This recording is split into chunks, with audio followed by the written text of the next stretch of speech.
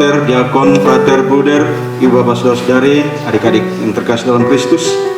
Sekali lagi selamat pagi untuk kita semua. Selamat pagi.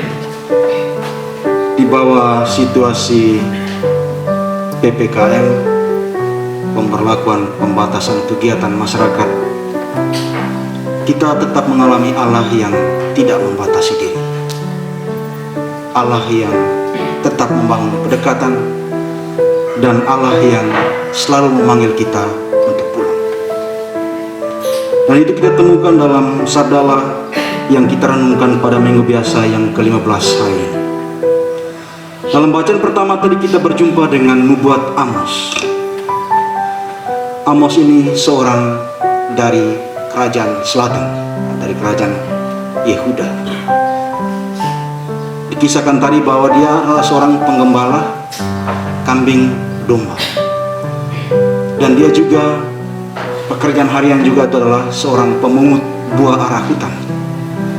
Tetapi itu Amos ini dipanggil oleh Allah untuk mewartakan pembebasan dan pertobatan kepada orang-orang di kerajaan utara, di Samaria, Israel. Dia dipanggil sana untuk mewartakan pertobatan dan pembebasan. Kalau kerajaan utara atau kerajaan Israel tidak mau bertobat, maka Allah akan memporak-porandakan kerajaan itu. Dan inti pewartaan Amos seperti yang kita sudah renungkan tentang keadilan. Karena pada waktu itu, terutama di tempat ibadat di Betel ini, ada praktik-praktik ketidakadilan. Dan Amos menyuarakan suara Allah, suara Yahweh untuk menghadirkan keadilan di kerajaan utara pada waktu itu. Namun pemberitaan Amos ini tidak serta-merta diterima oleh orang-orang kerajaan utara. Bahkan ada konflik, pertentangan untuk cari tempat makan. Ada imam-imam lain juga yang pada waktu itu bertugas di sana, atau nabi-nabi palsu lain, mereka datang ke sana mengusir Amos, pulang, kau kembali ke selatan sana, jangan mengais rezeki di sini, jangan mencari makan di sini, pulang cari makan di sana. Tapi Amos katakan, tidak, saya dipanggil oleh Tuhan untuk mewartakan pembebasan bagi orang-orang Israel, untuk mewartakan pertobatan, untuk mewartakan bahwa mereka harus mengubah hidup mereka, mereka harus membalikan pola laku dan pola tindak mereka. Kalau tidak, Allah akan memporak-porandakan kerajaan ini. Dan di belakang itu kita mau merenungkan bagaimana Allah yang selalu mau membangun kedekatan dengan umatnya, Allah yang tidak tega umatnya itu hancur lebur karena perbuatan, karena ketidaksetiaan mereka kepadanya. Allah mau selalu membangun kedekatan. Allah yang diimani baik oleh orang-orang Israel maupun kita adalah Allah yang tidak menjaga jarak. Kalau kita dalam situasi PPKM ini, jaga jarak supaya kita selamat. Kalau Allah supaya kita selamat, dia tidak jaga jarak dengan kita. Dia membangun kedekatan dengan kita. Dia memanggil kita untuk selalu pulang.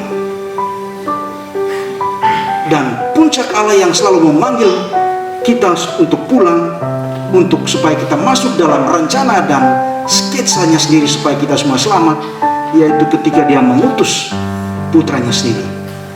Dalam bacaan kedua tadi dari surat Rasul Paulus kepada jemaat di Efesus, kita mendengar satu paparan yang sangat menarik, satu kemuliaan agung.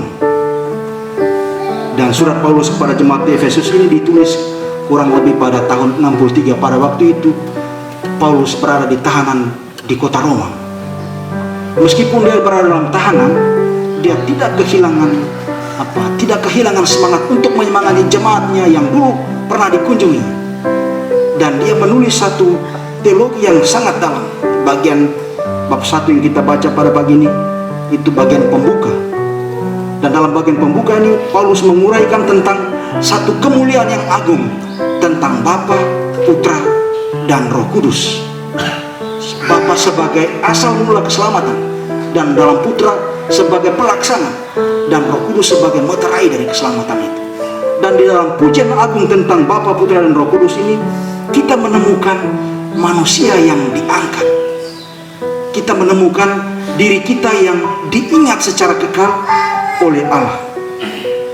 Kita membaca di sini, sebab di dalam Dia Allah telah memilih kita sebelum dunia dijadikan, supaya kita kudus dan tak bercela di hadapannya.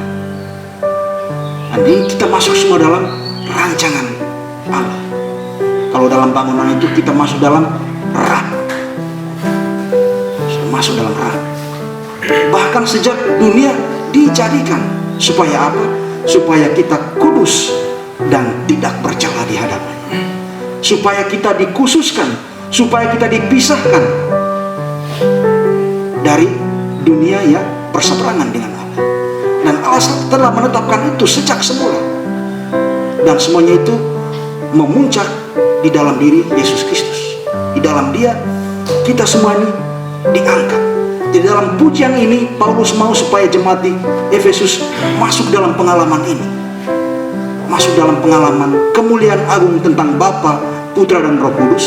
Tetapi dalam kemuliaan agung tentang Bapa dan Putra dan Roh Kudus ini, kita menemukan diri kita yang diangkat oleh Allah, diri kita yang didesain oleh Allah bahkan sejak dunia, sebelum dunia dijadikan. Allah sudah menetapkan kita, Allah sudah memanggil kita supaya kita kudus dan tak bercela di hadapannya.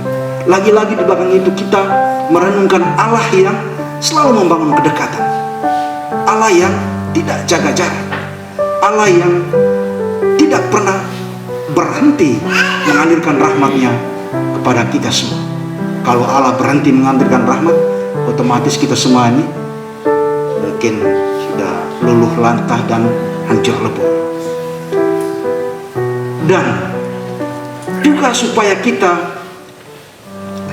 semua orang diselamatkan itu, Yesus Kristus juga mengutus orang-orang pilihan. Dalam Injil tadi kita mendengar bagaimana para murid diutus. Teks ini terjadi sesudah Yesus baru saja ditolak di kampung asal.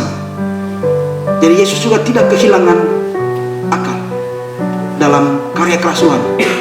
Dia bilang, kalau saya di Nazaret ini ditolak, saya di daerah-daerah lain, saya harus mencari satu pola baru, yaitu dia mengutus murid-muridnya lebih dulu. Dia utus lebih dulu supaya nanti dia datang, daripada kalau dia pergi, kalau orang tolak lagi tidak enak. Lebih baik dia utus dua-dua. Kamu pergi dulu, kamu lihat di sana bagaimana, kamu beritakan ini, nanti baru saya dari belakang. Dan tugas para murid ini, mereka diutus ke sana, ke tempat-tempat sebelum, untuk mempersiapkan orang-orang supaya Yesus datang nanti.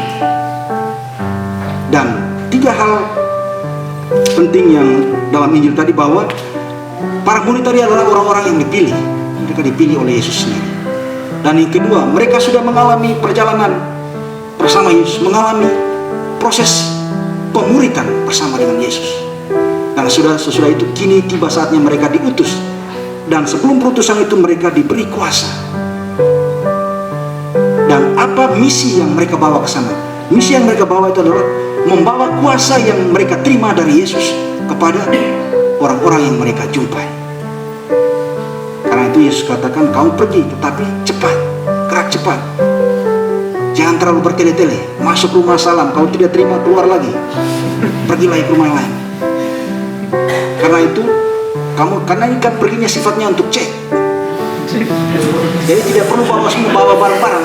Yesus katakan, jangan membawa apa-apa dalam perjalanan, cukup tongkat saja.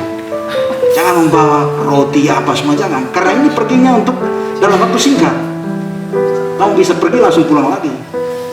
Karena bagus, di sana mereka begini-begini. Oke, nanti kita pergi ke sana untuk ya. Jadi pergi dengan fokus tujuan itu untuk apa? Memberitakan bahwa Tuhan akan datang menyelamatkan. Dan kita tidak bertele-tele, tidak membawa apa-apa dalam perjalanan kecuali tongkat. Dalam hari-hari ini para misionaris kita mulai mengemas. Ada yang karena perutusan baru. Tentu ini perutusan bukan untuk pergi cek saja,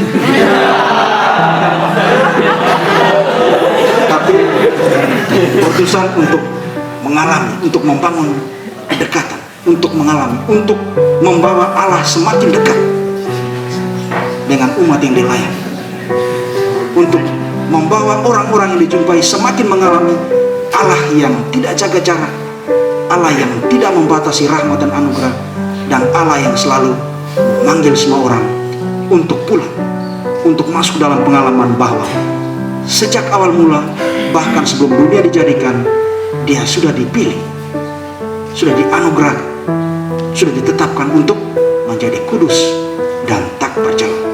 Ibu bapak saudara-saudari yang terkasih dalam Kristus, marilah di bawah terang sabda Allah yang kita renungkan pada minggu biasa yang ke-15 hari ini, mari kita belajar untuk mengalami dalam hidup Allah yang selalu membangun kedekatan dengan kita. Kedua, Allah yang tidak menjaga jarak dengan kita. Ketiga, Allah yang selalu memanggil kita untuk pulang, atau dalam bahasa lainnya itu memanggil kita kepada pertobatan. Dan untuk panggilan kepada pertobatan dan mengalami kedekatan relasi kita dengan Allah, kita semua dipanggil untuk ambil bagian dalam tugas perutusan untuk membawa semakin banyak orang mengalami Allah yang dekat dengan hidup kita, Allah yang berjalan menemani hidup kita sehari-hari. Semoga rahmat Tuhan bantu kita sekalian. Amin.